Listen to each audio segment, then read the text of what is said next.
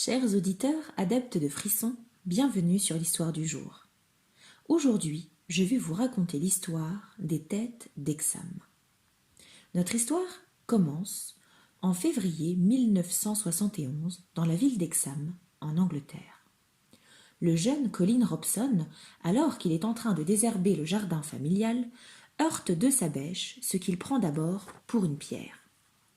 Intrigué, il examine l'objet puis le débarrasse de la terre. Il découvre alors une tête d'homme sculptée dans la pierre. L'enfant est ravi de sa trouvaille et décide, avec l'aide de son frère, de passer le jardin au peigne fin. Bientôt, les deux garçons trouvent une autre tête.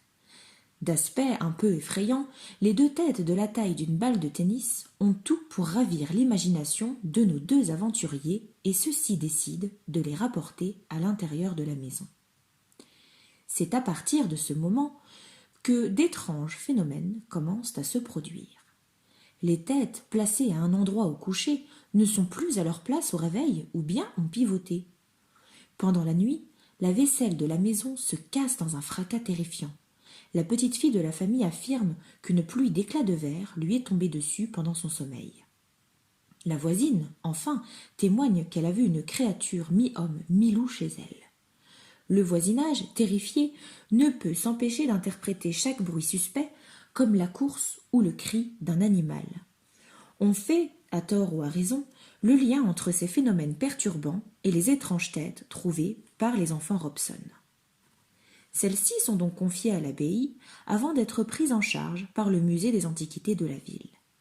Elles y retiennent l'attention du professeur Anne Ross, spécialiste du monde celtique. Celle-ci ne résiste pas à la tentation de les apporter chez elle pour les comparer à d'autres artefacts de sa collection personnelle. Pour elle, les têtes sont des instruments rituels vieux d'environ 1800 ans. Une nuit, elle est brusquement tirée de son sommeil par un sentiment d'angoisse. Elle est glacée par la peur, bien qu'elle n'arrive pas à se l'expliquer. C'est là qu'elle le voit, à la faveur d'une veilleuse allumée pour son jeune fils. Son corps immense et voûté se détache clairement sur le mur blanc. Le haut est celui d'un loup au pelage noir et les jambes sont celles d'un homme. Mue par une force qu'elle ne s'explique pas, Anne se met à le poursuivre dans la pénombre de la maison. Mais, arrivée en bas des escaliers, glacée et terrifiée, elle ne peut retrouver la trace de l'animal. Quelques jours plus tard, Anne Ross et son mari découvrent leur fille la plus âgée, prostrée. Il lui faut du temps pour raconter son histoire. Elle aussi a rencontré un animal d'une taille démesurée dans la maison. Était-ce un loup ? Et elle l'a poursuivi bien malgré elle, avant qu'elle ne disparaisse. La présence inquiétante fait plusieurs apparitions dans la maison et l'épisode se répète.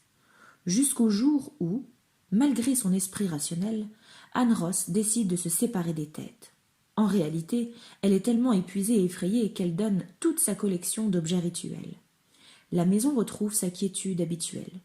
Les têtes passent entre plusieurs mains, principalement des chercheurs, avant de disparaître totalement de la circulation.